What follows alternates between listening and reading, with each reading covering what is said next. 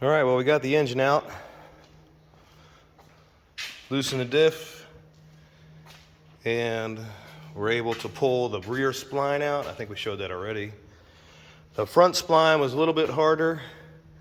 It actually came out of the front. It was pulling a little bit from the engine, and then it actually pulled all the way out from the front diff. And then I was able to pull it from the differential. Everything looks straight with it, so we'll just have to put that back in later. Then we got our engine here. Park and brake disc, which is first I've seen something like that, but it's kind of neat. All right, and then we got all our engine pieces here, cords, so forth. And this guy is heavy. Man, he's got to be 200 pounds, so it's going to be quite interesting on how to get this guy back out, or excuse me, back in. But, you know, first thing we got to do is flip her over and start opening her up.